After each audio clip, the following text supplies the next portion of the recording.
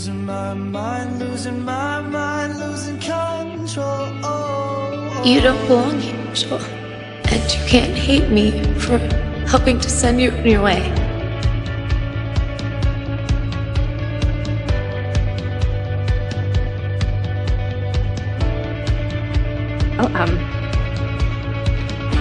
Finn asked me to marry him.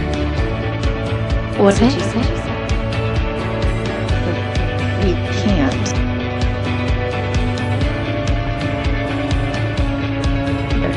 Rachel, you have an amazing life ahead of you. I'm not gonna stand around and watch you ruin your life by marrying Finn Hudson. I want to support you, Rachel. And Finn. Come to the wedding. It's not too